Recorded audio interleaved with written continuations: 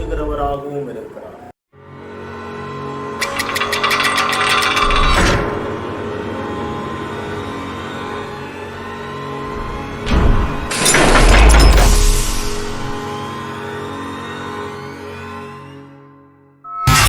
எவ்விதமான பொருளாயிருந்தாலும் திறக்க வல்லமையுள்ள ஒரு ஆண்டவர் இருக்கிறார். அவரை நீங்களும் நானும் தொழுது கொள்ளுகிற தேவன், நீங்களும் நானும் நம்பி விசுவாசிக்கிற நம் ரட்சகர்.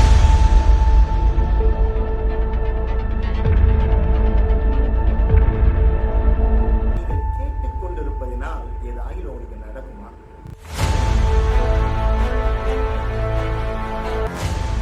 அவர் துவங்குகிறவர் மாத்திரம் அல்ல, அவர் முடிக்கிறவர். விசுவாசம்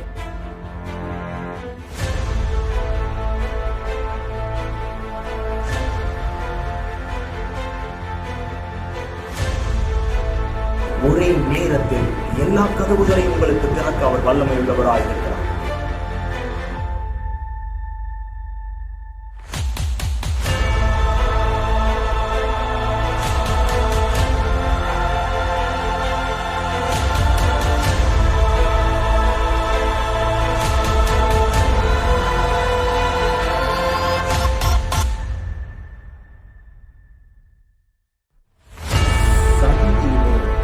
சடுதியிலே சிறைச்சாலையின் அஸ்திபாரங்கள் அசைகிறது.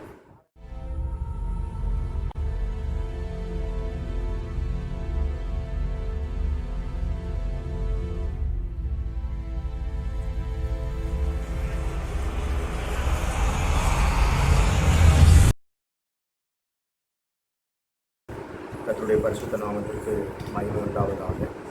கர்த்தர் உங்களையும் குடும்பங்களையும் நீங்கள் இப்பொழுது இருக்கிறதை பார்த்து 1000 மடங்கு ஆகும்படி தேவனாகிய கர்த்தர் உங்களுக்கு சொன்னபடியே உங்களை ஆசீர்வதிப்பார். தேவன் நல்லவர், அவர் கிருபை என்றும் நம்மை அழைத்தவர் உண்மையுள்ளவராக இருக்கிறார். அவர் அப்படியே செய்வார் என்று வசனம் சொல்கிறார். அவர் அப்படியே செய்வார் என்று நமக்கு வசனம் சொல்கிறது. பாருங்கள், தேவன் ஒவ்வொரு முறையும் மனிதர்களோடு அவர் பேச விரும்புகிறார். அவர் தன்னுடைய அன்பை, தன்னுடைய நோக்கங்களை, தன்னுடைய சித்தத்தை அவர் தெரியப்படுத்த விரும்புகிறார். அவருடைய விருப்பங்கள் தேவனுக்கு நன்மை செய்வதாகவே இருக்கிறது. அவருடைய விருப்பங்கள் மனிதனுடைய வாழ்க்கையை மேம்படுத்துவதாகவே இருக்கிறது என்பதை நாம் அறிந்திருக்கிறோம். God's desire is always to improve man's life in every aspect. எல்லா விதங்களிலும் தேவன் மனிதனுடைய வாழ்க்கை உயர்ந்து மேன்மையாய் இருக்க வேண்டும் என்பது தேவனுடைய நோக்கமாக இருக்கிறது. அந்த தேவன் நம்மை நேசிக்கிறார். அந்த தேவன் நம் மீது இரக்கம் வைத்திருக்கிறார். அவர் நம் மீது கிருபை வைத்திருக்கிறார். ஆகையால் அந்த தேவனுடைய இரக்கமும் கிருபையும் நம் வாழ்க்கையில் தொடர்ந்து நிறைவேறும். அவர் நினைத்தது நடக்கும். அவர் நிர்ணயித்தது நடக்கும். அவர் சொன்னதெல்லாம் நடக்கும். அவர் சொன்னது மாறி போகாது. அவர் சொன்னது ஒரு நாளும் தவறி போகாது.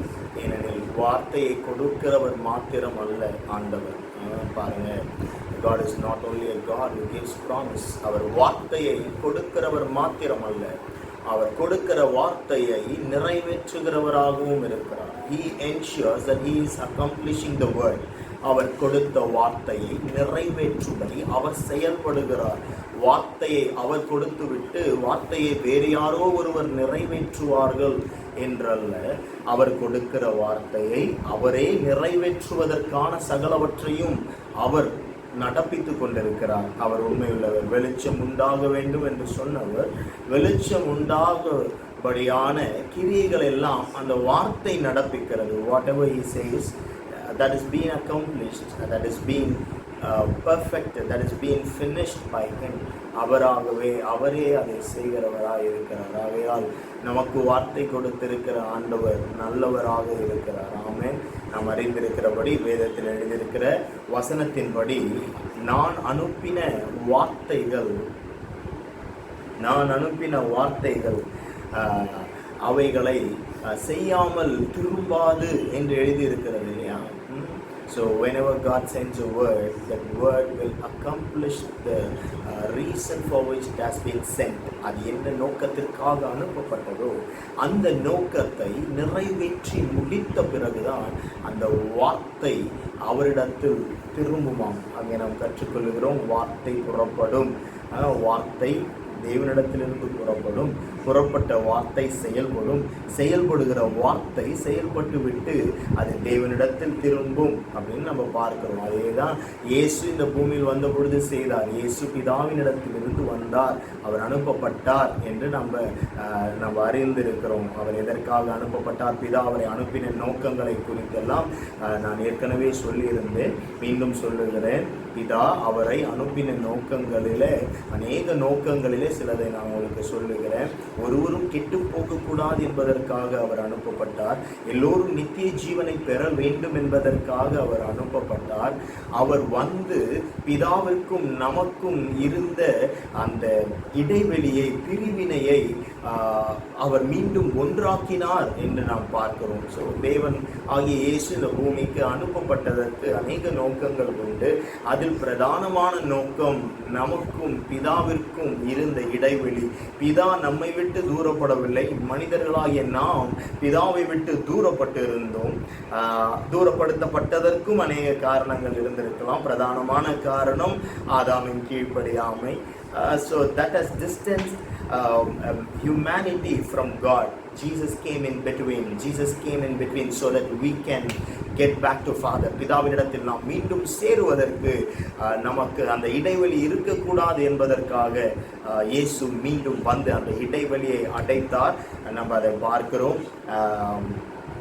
டேபர்நாக்கல்ல, ஆசரிப்பு கூடாரத்தில் மனிதர்கள் பிதாவின் சமூகம், தேவ சமூகம் இருந்த அந்த உடன்படிக்கை பெட்டியினிடத்தில் எல்லோரும் போகக்கூடாது. வருஷத்திற்கு ஒரு முறை மாத்திரம் ஒரே ஒரு பிரதான ஆசாரியன் தான் அந்த இடத்திற்கு போய் வர முடியும். அதுவும் இரத்தத்தோடு பாவ நிவாரண பலியின் இரத்தத்தோடு கூட அவன் உள்ளே போய் வருவான். அப்படி எல்லாரும் போய் பிதாவினிடத்திலே போய் பேசக்கூடாமல் இருந்த அப்படிப்பட்ட சூழ்நிலையை எல்லாம் தகர்க்கும்படியாக உங்களுக்காக எனக்காக ஒரு இரட்சகர் அனுப்பப்பட்டார். அவர் நாமம் இயேசு கிறிஸ்து. அவர் நமக்காக அனுப்பப்பட்டார். பிதா அனுப்பினார், அவர் வந்தவர் அப்படியே வந்து வேலைகளை முடிக்காமல் அவர் திரும்பவில்லை. சிலுவையில் அவர் சொன்ன வார்த்தைகளாக வேதத்தில் எழுதப்பட்டிருக்கிற வார்த்தைகளில் ஒன்று முடிந்தது, accomplished, finished அப்படின்னு எழுதியிருக்கு இல்லையா? அந்த வார்த்தையின்படி பிதா அனுப்பின நோக்கத்தை இயேசு செய்து முடித்தார். பிதா அனுப்பின நோக்கத்தை இயேசு செய்து முடித்தார். நீங்களும் நானும் ஆராதிக்கிற ஆண்டவர், நீங்களும் நானும் தொழுது கொள்ளுகிற தெய்வம், நீங்களும் நானும் வணங்குகிறவர், அந்த சராசரத்தை படைத்தவர், சர்வலோகாதிபதி, சர்வலோக நியாயாதிபதி, ஆதியும் அந்தமுமாய் இருக்கிறவர், ஆல்பா ஒமேகாவாய் இருக்கிற ஆண்டவர். அவர் சகலத்தையும் செய்து முடித்தவர். அவர் துவங்குகிறவர் மாத்திரமல்ல, அவர் முடிக்கிறவர். விசுவாசத்தை கூட துவங்குகிறவர், விசுவாசத்தை துவங்குகிறவரும் விசுவாசத்தை முடிக்கிறவரும். பாருங்க, that is your God. அவர்தான் உங்கள் தேவன். எவைகளை எல்லாம் உங்கள் வாழ்க்கையில் துவங்கினாரோ, அவர் எதை துவங்கி இருந்தாலும் அதை அவர் பூரணப்படுத்த உண்மையுள்ளவராயிருக்கிறார். அதை முடிக்க அவர் உண்மையுள்ளவராயிருக்கிறார். அதை நிறைவேற்ற அவர் உண்மையுள்ளவராயிருக்கிறார். ஆமா, சோ அவரே ஆல்பாவா இருக்கிறார், அவரே ஒமேகாவா இருக்கிறார், அவரே ஆதியா இருக்கிறார், அவரே அந்தமா இருக்கிறார். யார் துவங்குகிறாரோ அவரே அதை முடிக்க உண்மையுள்ளவராயிருக்கிறார். அப்படிப்பட்ட தேவன் நம் வாழ்க்கையிலே பேசி இருக்கிற ஒவ்வொரு வார்த்தைகள், நமக்கு எழுதி கொடுக்கப்பட்டிருக்கிற வார்த்தைகள், நமக்கு கொடுக்கப்பட்டிருக்கிற அத்தனை வார்த்தைகளையும் நிறைவேற்ற ஆண்டவர் உண்மையுள்ளவராயிருக்கிறார். அவர் உண்மையுள்ளவராயிருக்கிறார். நன்றி சொல்லுங்க. ஆண்டவரே உமக்கு நன்றி. இந்த ஒரு நல்ல ஆண்டவர் எனக்கு இருக்கிறபடியால் வார்த்தைகளை நிறைவேற்ற உண்மையுள்ள ஒரு ஆண்டவர் எனக்கு இருக்கிறீர். அதற்காக உமக்கு நன்றி. ஆமென். கர்த்தர் நல்லவர். So whatever the word has been spoken by God to you, it is for sure. அவைகள் உறுதியான வார்த்தைகள். ஆண்டவர் அநேக இடங்களில் சொல்லி இருக்கிறார். நான் சொல்லுகிறேன், மெய்யாகவே மெய்யாகவே உங்களுக்கு சொல்லுகிறேன், நான் சொல்லுகிறேன். கர்த்தர் சொல்லுகிறதாவது, கர்த்தர் உரைக்கிறதாவது, இதையெல்லாம் பார்த்தீங்கன்னா அந்த வார்த்தைக்கு எக்ஸ்ட்ராவா அதிகபட்சமாக ஒரு ஒரு சான்றிதழை அல்லது முத்திரையை, ஷியோரிட்டியை, உறுதித்தன்மையை கொடுக்கிறவைகளாக இருக்கும்படி இந்த வார்த்தைகள் எல்லாம் அதில் சேர்க்கப்பட்டிருக்கிறது. கர்த்தர் சொன்னாலே செஞ்சிருவார், அப்படிதானே? ஆனாலும் கர்த்தரே சொல்லும் பொழுது என்ன சொல்றாரு? மெய்யாகவே நான் உங்களுக்கு சொல்லுகிறேன், மெய்யாகவே மெய்யாகவே நான் உங்களுக்கு சொல்லுகிறேன். அவர் சொல்லுவதெல்லாம் மெய். அவரே சத்தியபரராயிருக்கிறார், அவரே சத்தியமாயிருக்கிறார். அப்படி இருந்தும் கூட அவர் சொல்லுகிறார், மெய்யாக சொல்லுகிறேன், மெய்யாக மெய்யாகவே சொல்லுகிறேன். ஏன் இதையெல்லாம் சொல்ல வேண்டும்? நாம் நம்பும்படி. He wants to make us to believe him. அவரை நாம் நம்பும்படி, அவரிடத்தில் நாம் நம்பிக்கை வைக்கும்படி, அவரை நாம் பற்றி கொள்ளும்படி. அந்த வார்த்தையில் நமக்கு சந்தேகம் இருக்கக்கூடாது, நம் மனது பேதலிக்க கூடாது, குழம்பக்கூடாது, நடக்குமா நடக்காதா என்கிற கேள்விகள் எல்லாம் நமக்கு உண்டாக கூடாது என்பதற்காக தான் ஆண்டவர் உங்களுக்காக, எனக்காக அப்படிப்பட்ட வார்த்தைகளையும் சேர்த்து, வார்த்தையோடு கூட சேர்த்து அவைகளையும் சேர்த்து நமக்கு எழுதி கொடுத்திருக்கிறார். சொல்லுவார் ஆமென். ஆகையால் ஆண்டவர் தாமே நம்மோடு கூட இருந்து நடத்துகிற ஆண்டவர், நம்மோடு கூட இருந்து நடத்துகிற ஆண்டவர். அவருடைய இரக்கம், அவருடைய கிருபை, அவருடைய அன்பு, அவருடைய தயவு நம்மை ஒவ்வொரு நாளும் தாங்கி நடத்தும். ஆமென். ஸோ ஆகையால தைரியம் கொள்ளுங்கள், திடம் கொள்ளுங்கள். உங்களையும் என்னையும் அழைத்தவர் உண்மையுள்ளவராயிருக்கிறார். ஆமென். ஆமாம். நம் தொடர்ந்து இந்த மாதம், ஆகஸ்ட் மாதம் 2020, இந்த மாதத்தின் துவக்கத்தில் ஆண்டவர் நமக்கு கொடுத்த வார்த்தையை நான் ஞாபகப்படுத்த விரும்புகிறேன். வெளிப்படுத்தின விசேஷம் 3ஆம் அதிகாரம் 8ஆம் வசனத்தில் ஆண்டவர் நமக்கு காண்பித்த வார்த்தை, இதோ இதோ திறந்த வாசலை உனக்கு முன்பாய் வைத்திருக்கிறேன் என்கிற வார்த்தையை பார்த்தோம். இதோ திறந்த வாசலை உனக்கு முன்பாக வைத்திருக்கிறேன் என்கிற வார்த்தையை பார்த்தோம். இந்த மாதம், ஆகஸ்ட் மாதம், ஆண்டவருடைய இரக்கத்தினால் தேவன் நமக்கு வெளிப்படுத்தின வார்த்தையின் அடிப்படையில், அந்த வார்த்தையை நாம் விசுவாசிக்கிறதின் அடிப்படையில் அநேக கதவுகளை தேவன் நமக்கு திறப்பார். திறந்திருக்கிற கதவுகளை நாம் பார்ப்போம் என்று நாம் விசுவாசிக்கிறோம். அந்த வசனமும் வாக்கு தத்தமும் எழுதப்பட்டு 1000 வருடங்களுக்கு மேலாகிறது இல்லையா? கிட்டத்தட்ட 2000 வருஷம் ஆகியிருக்கலாம். 20 நூற்றாண்டுகளுக்கு முன்பாக எழுதப்பட்ட, வேதத்தில் எழுதப்பட்ட வார்த்தையாக இருக்கலாம். ஆனால் இந்த மாதம் தேவன் அதை நமக்கு ரேமாவாக, இந்த மாதம் நாம் அதை நம்புவதற்கு ஏதுவாக தேவன் அதை நமக்கு தீர்க்க தரிசனமாக வெளிப்படுத்தினார் இல்லையா? ஆகையால் அந்த தேவன் உங்களையும் என்னையும் நேசிக்கிறார். அநேக திறந்த வாசல்களை நாம் நம்முடைய வாழ்க்கையில் அனுபவிப்போம். கர்த்தர் நம்மை நடத்துவார், கர்த்தர் நம்மை நேசிக்கிறார். அவருடைய இரக்கம், அவருடைய கிருபை என்றும் உள்ளது. மாறாதவர், நம்மை விட்டு விலகாதவர், நம்மை நேசிக்கிறவர், நம்மோடு கூட இருக்கிறவர். கரங்களை உயர்த்தி, ஆண்டவரே உமக்கு நன்றி, நீ நல்லவர் அப்பா, நீ நல்லவர், நீ மாறவே மாட்டி. உங்கள் அன்பிற்காய் ஸ்தோத்திரம், உங்கள் இரக்கங்களுக்காய் ஸ்தோத்திரம், உங்கள் கிருபைகளுக்காய் நன்றி என்று நாம் ஆண்டவரை துதிக்கிறோம். Thank you Jesus, we praise. ஆமென்.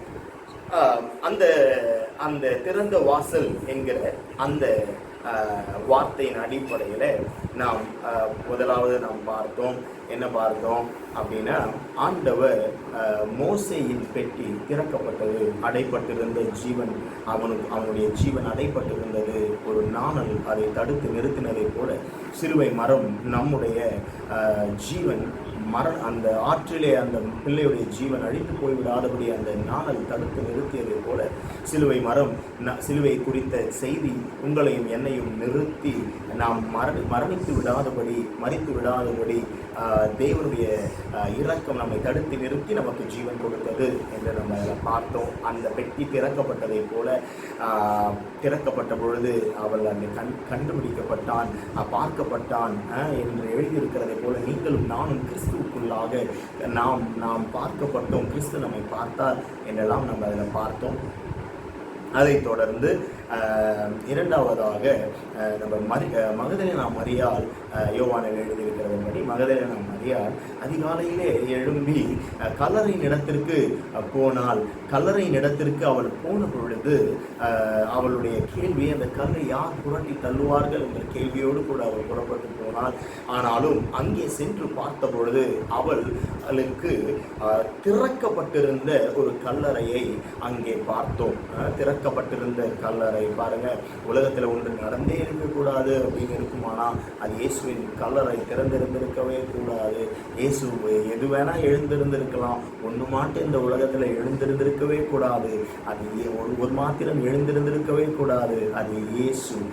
அப்படிப்பட்ட வையே தேவன் தம்முடைய பலத்த சத்துவத்தின் வல்லமையினால் உயிரோடு இயேசுவையே எழுப்பினார் என்று நம்ம பார்க்கிறோம்.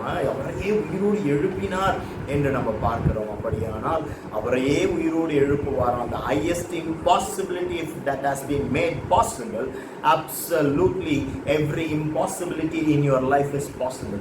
Whatever is impossible, whatever you say it is impossible, whatever the world say it is impossible. உலகம் எதை முடியாது என்று சொல்லுகிறதோ, மருத்துவம் எதை முடியாது என்று சொல்லுகிறதோ, நீயே எதை முடியாது, ஆகாது, நடக்காது என்று நினைத்து கொண்டிருக்கிறாயோ அவைகள் முடியும், நடக்கும், மாறும், எழும்பும். எதனால் தெரியுமா?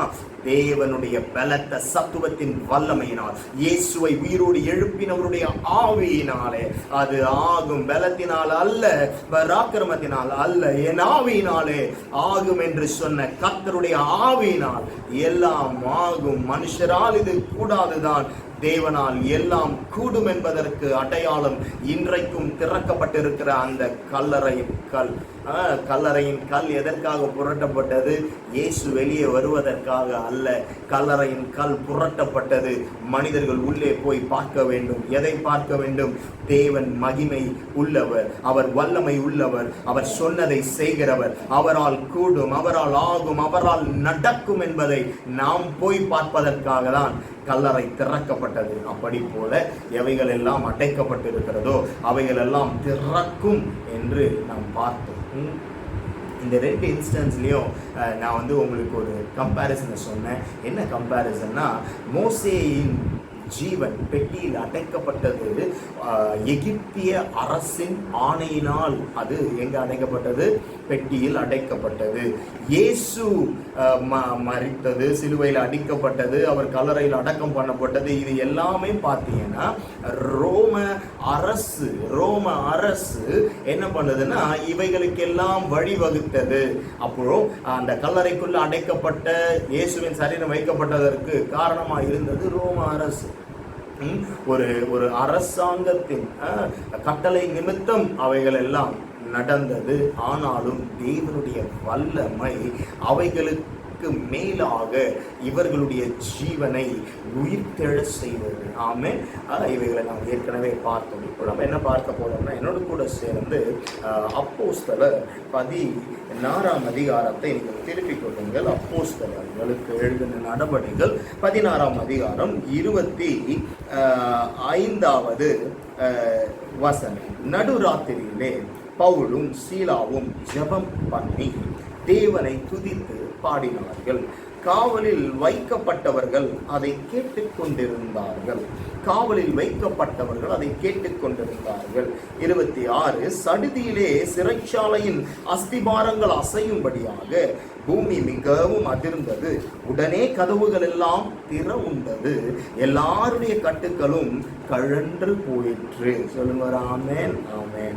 ஆமா, 24வது வசனம். இது எந்த சூழலில் நடக்குது அப்படின்னு பார்த்தீங்கன்னா, பவுலும் சீலாவும் தேவனுடைய சுவிசேஷத்தை, இயேசுதான் ரட்சகர், இயேசுதான் விடுவிக்கிறவர், இயேசு நம்மை மீட்க வந்த மீட்பர் என்கிற நல்ல செய்தியை அவர்கள் ஒரு பட்டணத்தில் போய் சொல்றாங்க. அந்த பட்டணத்தில் அவர்கள் தேவனுடைய வார்த்தையை சொல்ல இருக்கிற அந்த சூழலில் அங்கே நடக்கிற சில சம்பவங்களின் நடுவாக என்ன நடக்கிறதுன்னு பார்த்தீங்கன்னா, பவுலையும் சீலாவையும் அடித்து அவர்களை சிறைச்சாலையிலே போட்டுறாங்க. 24வது வசனம் என்ன சொல்லுகிறது? அவன் இப்படிப்பட்ட கட்டளையை பெற்று அவர்களை உட்காவல் அறையிலே அடைத்து அவர்கள் கைகளை மரத்தில் மாட்டி வைத்தான். பாருங்க, அவர்கள் அடிக்கப்பட்டவர்களாக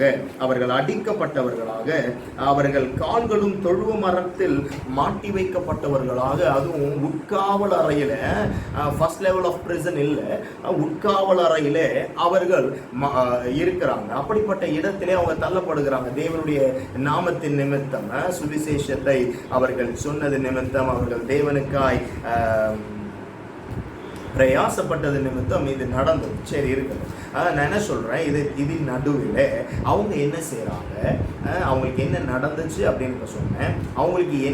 அவங்க என்ன செய்கிறாங்க அப்படின்னு சொல்கிறேன். அவர்கள் அதற்கு பின்பாக அவர்களுடைய வாழ்க்கையில் என்ன நடக்கிறது, அவர்களை சூழ்ந்திருந்தவர்கள் வாழ்க்கையில் என்ன நடக்கிறது என்பதெல்லாம் நம்ம இங்கே பார்க்கிறோம். என்ன பார்க்கிறோம்?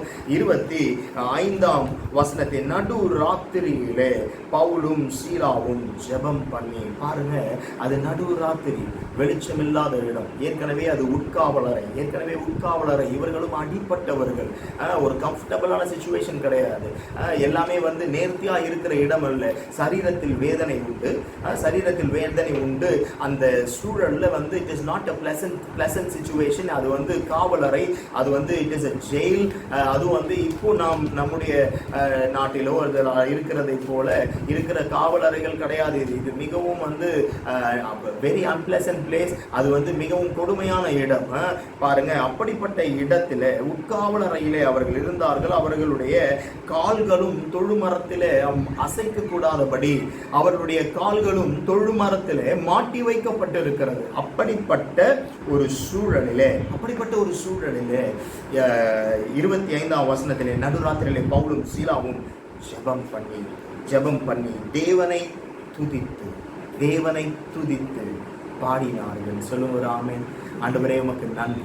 பாருங்க, this cannot be done through a physical strength. சரீர பலத்தினால இல்ல மைண்டுடைய வில் பவர்னாலலாம் இதை செய்ய முடியாது. It is impossible. Because they're already been hurted, they're already been wounded. அவர்கள் அடிப்பட்டவர்களாக, காயப்பட்டவர்களாக உட்காவல் அறையில இருந்து ஆண்டவரை நடுராத்திரிகளை நோக்கி ஜெபித்தார்கள் என்பதெல்லாம் it cannot be done through a physical strength. நம்ம படிக்கிற ரோமர் 8ஆம் அதிகாரத்தில் நம்முடைய பலவீனங்களில் நமக்கு ஆவியானவர் உதவி செய்கிறார், நாம் இன்ன விதமாய் வேண்டிக் கொள்ள வேண்டும் என்று அறியாது இருக்கிறதுனாலே அவர் நமக்கு உதவி செய்கிறார் என்று பார்க்கிறோம். அவரே நம்மை ஜெபிக்க வைக்கிறவர், அவரே நம்மை தூண்டுகிறவர்,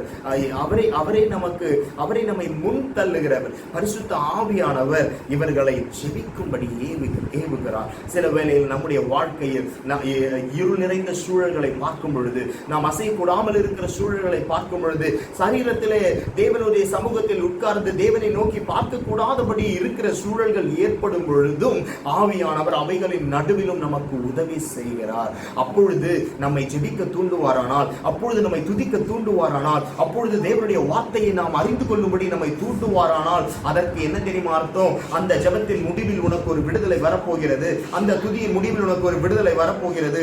அந்த வார்த்தையை நீ அறிகிற அந்த அறிவின் முடிவில் உனக்கு ஒரு விடுதலை வரப்போகிறது என்றார். பாருங்க, நம்ம பார்த்தோம், நடுராத்திரியிலே பவுலும் சீலாவும் ஜெபம் பண்ணி தேவனை துதித்து பாடினார்கள், புலம்பி பாடினார்கள் இல்லை. They have all qualification to complain. அவர்களுக்கு குறை பேசுவதற்கு, புலம்புவதற்கு எல்லா தகுதிகளும் சரீர பிரகாரமா இருக்கு நான் நம்புறேன். ஏன்னா அவங்க கடவுளுக்காக ஊழியம் செய்ய வந்த இடம், அவங்க கடவுளுக்காக ஊழியம் செஞ்ச வந்த இடத்துல இப்படி தேவ சித்தத்தின்படி வராங்க. தேவ சித்தத்தின்படி அவர்கள் வராங்க. இது எங்க நடக்குதுன்னா மக்கதோனியா பட்டணத்துல நடக்குது. 16ஆம் அதிகாரம் 9ஆம் வசனத்துல ஒரு தரிசனம் உண்டாவது. அந்த தரிசனத்தின் அடிப்படையில தான் இங்க வராங்க. வந்த இடத்துல இப்படி ஒரு சூழல், தேவனுடைய வார்த்தையை பேச வந்த இடத்தில் அவர்களுடைய நன்மைக்காக வந்தாங்க. அந்த பட்டணத்தாருடைய நன்மைக்காக, அந்த பட்டணத்தார் தேவனுடைய அன்பை அறிய வேண்டும் என்பதற்காக, அந்த பட்டணத்தார் தேவனுக்குள் பலப்பட வேண்டும் என்பதற்காக, இப்படி எல்லாம் தேவ நோக்கத்தோடு வந்திருந்த பொழுது அடிபட்டு சிறைச்சாலையில் இருக்கிற அவர்களுக்கு எல்லா தகுதிகளும் உண்டு. எல்லா தகுதிகளும் உண்டு. எது பேச, குறை பேச, புலம்புவதற்கான எல்லா தகுதிகளும் சரீரத்தின்படி இருந்தாலும் கூட, சூழல்களின்படி இருந்தாலும் கூட அவர்கள் புலம்பி பாடவில்லை, அவர்கள் புலம்பவில்லை, அவர்கள் தேவனை துதித்து பாடினார்கள். பாருங்க, துதித்து பாடுவதுன்னா என்ன? பாருங்க, சிச்சுவேஷனை பத்தி பேசாம தேவன் எவ்வளவு பெரியவராய் இருக்கிறார், தேவன் எவ்வளவு உயர்ந்தவராய் இருக்கிறார், தேவன் இந்த சூழலில் பார்க்கிலும் எப்படிப்பட்டவராய் அவர் இருக்கிறார் என்பதை அவர்கள் பார்க்கும் பொழுது, அவர்கள் துதிக்கும் பொழுது, அவர்களுடைய சூழல்கள் அங்கே மாற ஆரம்பிக்கிறது. The moment they start to see that God is bigger than their situation, அவர்கள் சூழல்களை விட தேவன் பெரியவராய் இருக்கிறார், தேவனுடைய மகத்துவம் பெரியது, தேவனுடைய வல்லமை பெரியது என்பதை அவர்கள் பார்க்க துவங்கின மாத்திரத்திலே அவர்கள் சூழல்கள் அங்கே மாற ஆரம்பிக்கிறது. 26வது வசனம், சடுதியிலே சிறைச்சாலையின் அஸ்திபாரங்கள் அசையும்படியாக பூமி மிகவும் அதிர்ந்தது. பாருங்க, இவர்கள் பாடி துதிக்கிறாங்க, இவங்க பாடி துதிக்கிறாங்க, இவர்கள் ஆராதிக்கிறாங்க, இவர்கள் ஆண்டவருக்கு நன்றி சொல்லுகிறாங்க. இவர்கள் பாடி துதிக்கும் பொழுது சடுதியிலே சிறைச்சாலையின் அஸ்திபாரங்கள் அசைகிறது. பாருங்க, இதற்கு ஒத்த சம்பவம் நம்ம அறிந்திருக்கிறோம். யோசுவாவின் புஸ்தகத்தில் இருக்கு. அங்கே தேவனுடைய ஜனங்கள் எல்லாம் தங்களுக்கு முன்பாக அடைப்பட்டிருந்த அந்த மதில் சுவரிடத்திலே தேவனை துதித்தார்கள், ஆர்ப்பரித்தார்கள், அவைகள் இடிந்து விழுந்தது. இங்கேயும் நாம் பார்க்கிறோம், இவர்கள் தேவனை ஆராதிக்கிறார்கள், துதித்து பாடினார்கள். அப்பொழுது சிறைச்சாலையின் அஸ்திபாரங்கள் அசையும்படியாக பூமி மிகவும் அதிர்ந்தது. சொல்லுங்க ஒரு ஆமென். பூமி மிகவும் அதிர்ந்தது. உடனே கதவுகள் எல்லாம் திறவுண்டது, அவர்களுடைய கட்டுக்களும் கழன்று போயிற்று. இந்த வார்த்தைக்குள்ளாக இருந்து தேவ நாமத்தின் மகிமைக்காக ஆண்டவருடைய இரக்கம், ஆண்டவருடைய கிருபையினால இந்த நாளிலே தீர்க்க தரிசனமாக இந்த வார்த்தைகளை நான் விசுவாசிக்கிறேன். இந்த நாளில் நாம் ஆண்டவரை துதித்துக் கொண்டிருக்கிறபடியால், இந்த நாளில் நாம் ஆண்டவரை ஆராதித்துக் கொண்டிருக்கிறபடியால், தெய்வ சமூகத்தை நோக்கி நாம் பார்த்து கொண்டிருக்கிறபடியால், இந்த வார்த்தைகளின் அடிப்படையில் அக்கார்டிங் டு திஸ் வேர்ட், இந்த வார்த்தைகளின் அடிப்படையில் தேவனுடைய இரக்கத்தினால், கிருபையினால், அவர் நம் மீது வைத்த அன்பினால் இன்றைக்கு நான் விசுவாசிக்கிறேன். இவர்களுடைய கட்டுக்கள் அவிழ்ந்ததை போல, இவர்களுக்கு கதவுகள் திறந்ததை போல, again we are seeing here an open door. இங்கே நாம் ஒரு திறந்த கதவை பார்க்கிறோம். பாருங்க, இவர்களுடைய ஜீவனும் இவர்களுடைய வாழ்க்கையும் சிறைக்குள்ளாக போனதற்கு காரணம் என்ன? காரணம் என்னன்னா, அந்த பாருங்க, அதிகாரத்திற்கு உட்பட்டவர்களின் நிமித்தம் இந்த மனிதர்களுடைய வாழ்க்கையும் சிறைச்சாலை அனுபவத்திற்குள்ள போயிருக்கு. எந்த அதிகாரம்? உலக பிரகாரமான அதிகாரத்திற்கு உட்பட்டிருக்கிற நபர்களின் நிமித்தம் இந்த மனிதர்களுடைய வாழ்க்கை, அவர்கள் பிசிக்கலா எங்க போயிடுறாங்க? சிறைச்சாலைக்குள்ள போறாங்க. நான் ஃபர்ஸ்ட் சொன்ன பார்வோனுடைய அதிகாரத்தின் நிமித்தம், ஆணையின் நிமித்தம் மோசே பெட்டிக்குள்ள இருக்கிறான். ரோம அரசின் அதிகாரத்தின் நிமித்தம், ஆணை நிமித்தம் இயேசு கல்லறைக்குள்ள இருந்தார். இங்கேயும் சீலாவும் பவுலும் சிறைச்சாலைக்குள்ள போறது அங்கே இருக்கிற 20ஆம் வசனத்துல அவர்களை அதிகாரிகளிடத்தில் ஒப்புவித்து, அப்போஸ்தலர் 16:20 அவர்களை அதிகாரிகளிடத்தில் ஒப்புவித்து பாருங்க, இங்கேயும் ஒரு அதிகாரத்தின் நிமித்தம் இவர்கள் சிறைச்சாலை அனுபவத்திற்குள்ள போனாங்க. ஆனாலும் அதற்கும் மேலான ஒரு அதிகாரம் இருக்கிறது. சொல்லுங்க ஆமென். எல்லா நாமத்திற்கும் மேலான ஒரு நாமம் நமக்கு கொடுக்கப்பட்டிருக்கிறது. எல்லா துறைத்தனங்களுக்கும், அதிகாரங்களுக்கும், வல்லமைகளுக்கும், கர்த்தத்துவங்களுக்கும் மேலாக ஒருவர் உட்கார்ந்து இருக்கிறார். எபேசியர் 2ஆம் அதிகாரத்தில் எழுதி இருக்கிறதின்படி அவர் எல்லாவற்றுக்கும் மேலாக உன்னதத்தில் அவரோடு நாமும் உட்கார வைக்கப்பட்டிருக்கிறோம். உன்னதத்தில் அவர் உட்கார்ந்து இருக்கிறார், அவரோடு கூட சேர்ந்து நாமும் உட்கார வைக்கப்பட்டிருக்கிறோம். ஆமென். அப்படிப்பட்ட கிருபையையும் இரக்கத்தையும் தேவன் நமக்கு பாராட்டி இருக்கிறார், நாம் அவருடைய பிள்ளைகளாய் இருப்பதினால். ஆமென். இவர்களுடைய உடனே கதவுகள் திறவுண்டது. சடுதியாய் பாருங்க, சடுதியாய் அஸ்திபாரம் அசைகிறது, உடனே கதவுகள் திறவுண்டது, கட்டுக்களும் அவிழ்ந்து போயிட்டு. பாருங்க, நான் இங்கே சில வார்த்தைகளை உங்களுக்கு சொல்ல நான் விரும்புகிறேன். என்ன சொல்றேன்னா, இப்போ நீங்க இந்த ஆராதனை கேட்டுட்டு தானே இருக்கீங்க. You are listening to this. நீங்க பார்க்குறீங்க, நீங்க கேட்குறீங்க. இவைகளை கேட்டுக்கொண்டிருக்கிறீங்க. நீங்கள் கேட்டுக்கொண்டிருப்பதினால் ஏதாகிலும் உங்களுக்கு நடக்குமா அப்படின்னு நான் உங்களை பார்த்து ஒரு கேள்வி கேட்குறேன். I have a question. I am asking you, will anything will happen to you just by watching this program or just by hearing this program? இந்த ஆராதனையை கேட்பதன் மூலமாக அல்லது பார்ப்பதன் மூலமாக ஏதாவது உங்களுக்கு நடக்கும் அப்படின்னு நீங்கள் நம்புறீங்களா? இல்லை ஏதாவது நடக்குமா நடக்காதான்னு தெரியல அப்படின்னு கேள்வியோடு உட்காந்து, ஆமாம் என்ன நடந்துற போது அப்படின்ற ஒரு கேள்வியோடு இருக்கிறீங்களா? அப்படியானா இதே 24வது வசனம் என்ன தெரியுமா சொல்றது? கடைசியில் படித்து பார்த்தீங்கன்னா, காவலில் வைக்கப்பட்டவர்கள் அதை கேட்டுக்கொண்டிருந்தார்கள். எதை கேட்டுக்கொண்டிருந்தார்கள்?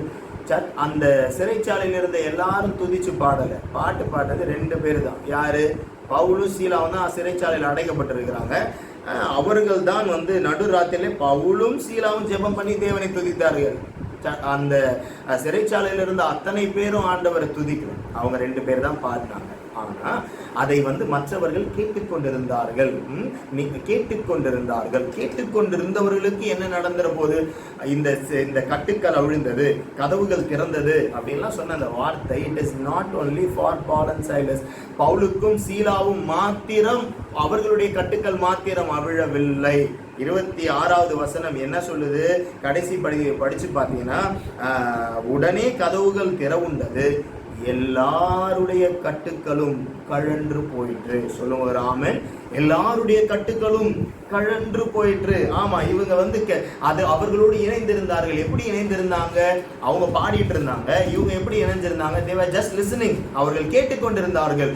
இப்போ பாடினவர்களுடைய கட்டுக்கள் மாத்திரம் அல்ல, அதோடு கூட இணைந்திருந்தபடியால், அதை கேட்டுக்கொண்டிருந்தபடியால் கேட்ட அத்தனை பேரின் கட்டுக்களும் சேர்ந்தே அவிழ்ந்தது. சொல்லுங்க ஒரு ஆமென். நான் ஆண்டவரை துதிக்கிறேன், ஆண்டவருக்கு நன்றி செலுத்துகிறேன். நீங்கள் பார்ப்பதினாலோ கேட்பதினாலோ என்ன நடந்துற போது? ஒரு ஆராதனை அட்டென்ட் பண்றதுனால என்ன நடந்துற போது?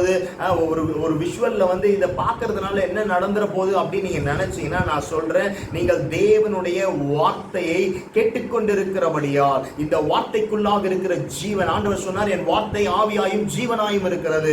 இந்த வார்த்தைக்குள்ளாக இருக்கிற ஜீவன், இந்த வார்த்தைக்குள்ளாக இருக்கிற விடுதலை, இந்த வார்த்தைக்குள்ளாக இருக்கிற சுகம், வார்த்தைக்குள்ளாக இருக்கிற தேவ பலன், அவைகளை பேசுகிறவர்களை மாத்திரமல்ல, ஆராதித்துக் கொண்டிருக்கிறவர்களை மாத்திரமல்ல, கேட்டுக் கொண்டிருக்கிறவர்களையும் தொட்டது என்றுதான் வேதம் சொல்லுகிறது.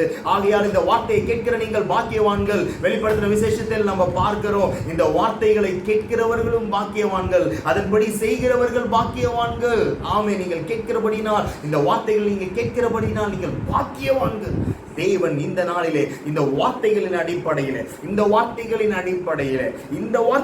அடிப்படையிலே தேவன் இந்த நாளில் நமக்கு முன்பாக சடுதியாய் ஒரு மாற்றங்கள் வருகிறது என நான் தேவனுடைய மனிதனாய் பேசுகிறேன். தேவனுடைய வாயாக நான் பேசுகிறேன். சடுதியாய் மாற்றங்கள் வருகிறது.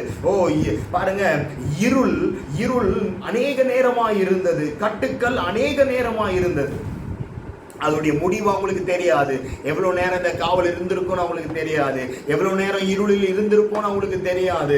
ஆனால் அவர்கள் தேவனை பார்த்து துதித்துக் கொண்டிருந்தார்கள், தேவனை மகிமைப்படுத்தினார்கள். அதற்கு ஆவியானவர் தான் உதவி செய்தார். It cannot be done through நீங்க physical strength-ஆல் இதை செய்ய முடியாது. தேவனுடைய பலத்தினால் அவர்கள் அதை செய்தார்கள். தேவனுடைய இரக்கத்தினால், தேவனுடைய கிருபையினால், தேவனுடைய அன்பினால் தேவன் அந்த சத்தத்திற்கு ஆண்டவர் ரெஸ்பாண்ட் பண்றாரு. சொல்லுவார் ஆமென். தேவன் நம் கூப்பிடுகிற சத்தத்திற்கு பதில் கொடுக்கிற ஆண்டவர். நீங்களும் நானும் நாம் கூப்பிட்டால் பதில் கொடுக்காத ஒருவரை நோக்கி பார்க்கவில்லை. நீங்களும் நானும் பார்க்கிறவர். நாம் கூப்பிடும் பொழுது நமக்கு பதில் கொடுக்கிறவர். ஆமா, நமக்கு பதில் கொடுக்கிறவர். அவர் பேசுகிறவர், அவர் கேட்கிறவர், அவர் நம்மை காண்கிறவர். கண்களை படைத்தவர் காணாரோ, செவிகளை படைத்தவர் கேளாரோ. நாம் கூப்பிடுகிற சத்தத்தை கேட்கிறவர், என்னுடைய சூழல்களை பார்க்கிறவர். அவர் பார்க்கிறவர் மாத்திரம் அல்ல, அதற்கு செயல்படுகிறவராயும் இருக்கிறார். ஆமென். அந்த தேவன் நம்மை நேசிக்கிற இந்த வார்த்தையின் அடிப்படையில் சடுதியான மாற்றங்களை எதிர்பாருங்கள். நன்மைக்கு ஏதுவான மாற்றங்கள், விசாலத்திற்கு ஏதுவான மாற்றங்கள், வெளிச்சத்திற்கு ஏதுவான மாற்றங்கள், உயர்வுக்கு ஏதுவான மாற்றங்கள், இவைகள் எல்லாம் சடுதியாய்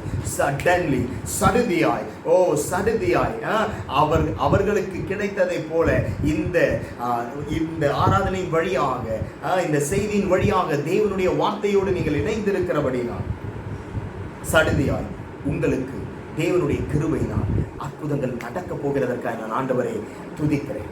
சடுதியாய் நடக்க போகிறதற்காக துதிக்கிறேன். சடுதியாய் ஒரு அசைவு உண்டான உடனே கதவுகள் திறந்தது. இங்கேயும் நாம் பார்க்கிறோம், கதவுகள் திறந்தது. பாருங்க, ஐ லவ் த வேர்ட். இந்த வார்த்தையை நான் விரும்புகிறேன், நான் நேசிக்கிறேன். 26வது வசனம் எப்படி சொல்லுது? உடனே கதவு திறந்தது அப்படின்னு நான் தப்பா படிக்கிறேன். நீங்க பைபிளை பார்த்து கரெக்டா படிங்க. உடனே கதவு திறந்தது அப்படின்னு நான் தப்பா படிக்கிறேன். பைபிள் என்ன தெரியுமா சொல்லுது? ரைட், கதவு திறந்தது இல்ல, கதவுகள் எல்லாம் திறந்தது. சொல்லுங்க ஆமென். இந்த கதவு திறந்துருச்சு பிரதர், ஆனா அது இன்னும் திறக்காமையே இருக்கு. இந்த பக்கம் திறந்துருச்சு, அது இன்னும் திறக்கலையே. என் வாழ்க்கையில் சுகத்தின் கதவு திறந்துருச்சு, ஆனா பொருளாதார கதவு திறக்கல. பொருளாதார கதவு திறந்துருச்சு, ஆனா வீட்டின் சமாதான கதவு திறக்கல. நான் சரீரத்தின் நன்மைக்கான கதவுகள் திறக்கல. இந்த கதவு திறக்கல, அந்த கதவு திறக்கல. இல்ல, இந்த வசனம் என்ன தெரியுமா சொல்லுகிறது? உடனே ஒவ்வொரு கதவாதான் திறக்கும். அது ஒரு அனுபவமா இருக்கலாம். ஆனா இந்த வசனம் சொல்லுகிறது உடனே கதவுகள் எல்லாம் திறந்தது. கதவுகள் எல்லாம் திற உண்டது. சொல்லுங்க ஆமென். விசுவாசிக்கிறவர்கள் இருக்கிற இடங்களில் கரங்களை உயர்த்தி ஆமென். ஆண்டவரே, நீர் எனக்காக கதவை திறக்கிறவர் மாத்திரமல்ல, உடனே கதவுகள் எல்லாம் திற உண்டது என எழுதி இருக்கிறதின்படி எல்லா கதவுகளையும் ஒரே நேரத்தில் திறக்க என் ஆண்டவருக்கு வல்லமை உண்டு. ஒரே நிமிஷத்திலே சடுதியாய், in one shot, in one moment, I know my God can open every door for me, every kind of door for me, physical door, any kind of door for me. ஆமென். அப்படிப்பட்ட தேவனை தான் நீங்களும் நானும் ஆராதித்துக் கொண்டிருக்கிறோம். நீங்களும் நானும் பற்றி கொண்டிருக்கிறோம். நீங்களும் நானும் விசுவாசிக்கிறோம். நான் விசுவாசிக்கிறவர் இன்னார் என்று அறிவேன். Do you know that? நீங்கள் விசுவாசிக்கிறவர் யார் என்று தெரியுமா? இன்றைக்கு நான் உங்களுக்கு காண்பிக்கிறேன். இந்த வசனத்தின் அடிப்படையில் 16:26 அப்போஸ்தலர் 16:26 படி ஒரே நேரத்தில் எல்லா கதவுகளையும் உங்களுக்கு திறக்க அவர் வல்லமை உள்ளவராய் இருக்கிறார். ஆமென். நிச்சயமாகவே அவர் பெரியவர். அவருடைய நாமம் நம்முடைய வாழ்க்கையில் மகிமைப்படுவதாக. ஆகையால் அந்த தேவனை நீங்கள் நம்பிக்கொண்டிருங்கள். அந்த தேவனை தொடர்ந்து பற்றி கொண்டிருங்கள். எனக்கு கதவுகள் திறக்குமா என்ற கேள்வியோடு நீங்களும் நானும் இருக்க வேண்டிய அவசியம் இல்லை. தேவன் கதவை திறக்க பெரியவராய் இருக்கிறார். அவர் போதுமானவராய் இருக்கிறார். சொல்லுங்க ஆமென். ஆமா, நான் மூணு மெட்டல் உங்களுக்கு காமிக்கிறேன். Almost I feel like it is a 3 kind of metal. Okay, Moses was in a box. மோசே ஒரு பெட்டிக்குள்ளாக இருந்தான். மரத்தால் செய்யப்பட்ட ஒரு கதவு அப்படி வச்சுக்கோங்க. சரியா? இயேசு கிறிஸ்து கல்லறைக்குள்ள இருந்தாரு. கல் இருந்துச்சு. Okay, it was a stone rock. It was a stone and rock. அது வந்து கல்லு, கற்பாறை, அந்த மெட்டீரியல். ஓகேவா?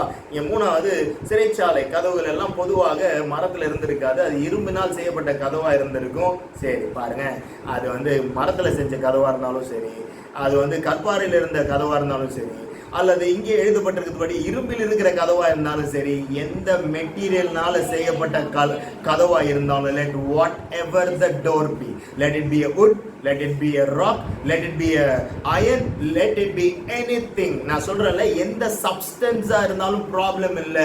whatever it might be, எந்த விதமான கதவா இருந்தாலும், இரும்பு கதவுனா திறக்க முடியாது, கற்பாறை கதவுனா திறக்க முடியாது, மரம்னா திறந்துடலாம். இது ஈஸி, இது கஷ்டம், இது அப்படியெல்லாம் ஆண்டவருக்கு கிடையாது. அது எவ்விதமான பொருளாக இருந்தாலும் திறக்க வல்லமையுள்ள ஒரு ஆண்டவர் இருக்கிறார். அவரை நீங்களும் நானும் தொழுது கொள்ளுகிற தேவன். நீங்களும் நானும் நம்பி விசுவாசிக்கிற நம் ரட்சகர் இயேசு கிறிஸ்து. சொல்லிருங்க ஒரு ஆமென். ஆமா. சோ அதனால எந்த விதமா இருந்தாலும் நீங்க ஒன்றும் கவலைப்பட வேண்டிய அவசியம் இல்லை. கரங்களை உயர்த்தி ஆண்டவரே உமக்கு நன்றி சொல்லுங்க. தகர்ப்பீர் திறப்பி. சொல்லுங்க ஆமென். ஆண்டவர் நமக்காய் திறக்கிறவர் மாத்திரமல்ல, தகர்க்கவும் செய்கிறவர். அல்லேலூயா.